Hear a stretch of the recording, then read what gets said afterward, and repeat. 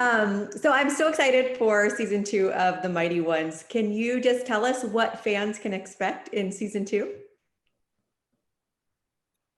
Alex? Love, romance, revenge, jealousy. We get like even crazier. Yeah, definitely all of the hijinks and ridiculousness you've come to know and love from the Mighty Ones. Just more of it, heaping helpings of ridiculousness coming to you in season 2. But now we like know the characters, so they're more established, so we can see what else they do, not just their introduction. We go deeper. I think that's fair to say, is we go deeper. I like it. I like it. Deeper into the ridiculousness, huh? Exactly right. Can you describe your characters for those who haven't yet seen The Mighty Ones? Yeah. Barry is crazy, but also sensitive.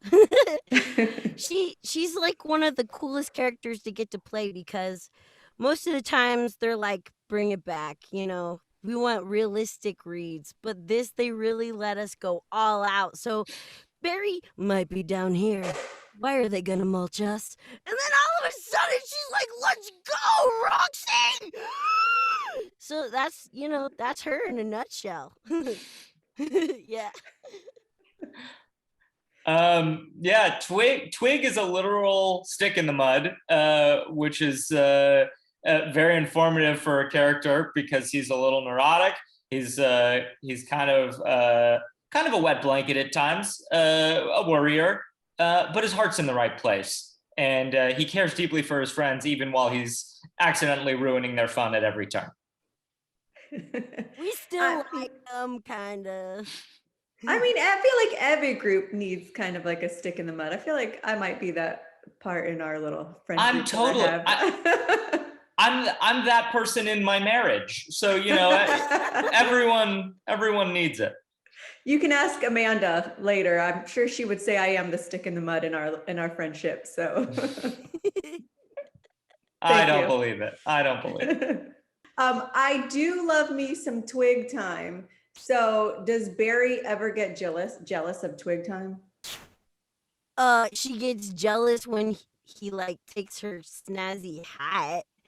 I think she's not jealous of his time alone. No, she would prefer to be with Roxy or Mr. Ladybug, but she would be jealous of other people noticing Twig in a positive light. Yeah, I was gonna say I don't think the rest of the gang know about Twig time. They're like they don't seem to notice if Twig is there or not there. Yeah, it doesn't seem to really affect them one way or the other.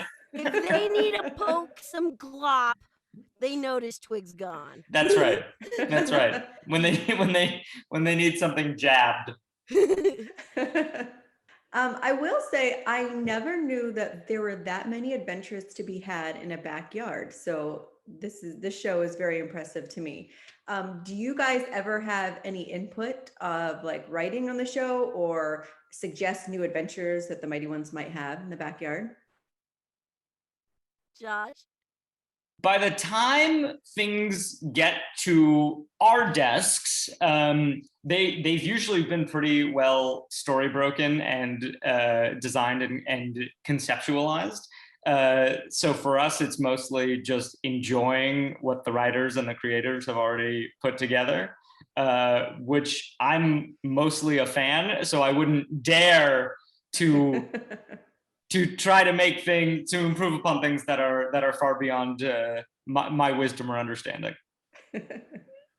Oh no, I'm the worst. I like tell them, oh, you should do that, like another baby episode, or I don't know. I think I even have a premise written down somewhere that I'll never show them. I think you should show them, Alex. Never.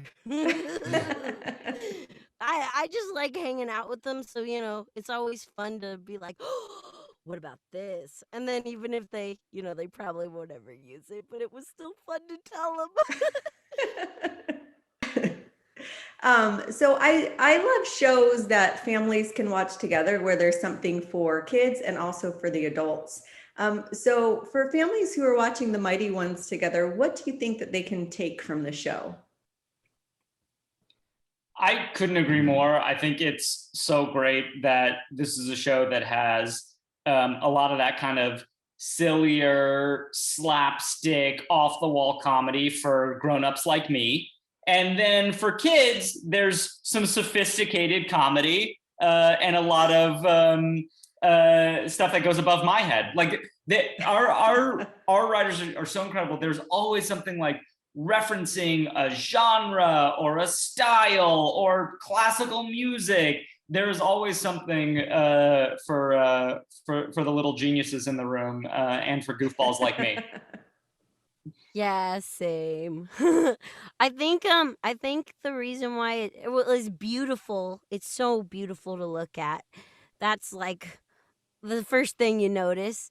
And then you notice how silly they are. But then if you're paying attention, how witty they can be. You can tell that the writers are making themselves laugh. They're not trying to write it for a little kid. They're just writing it to tickle their own funny bone, and I think that's what makes it so great. Yeah, I definitely agree. So I have 5 kids, ranging from 16 to 8. And so, Huzzah! huzzah, 5 girls. Um, and Wow. so we all watched some of the show together, and Oh, it is cool. funny to see what makes each of them laugh because they have different personalities and stuff. So I love the variety. So great work, you guys. Oh, that's so cool. That's great. Hopefully it sounds like the Von Trapps with each level singing, laughing at different times. Yes, it's true. Picture that. Yeah, that was a great picture, Josh.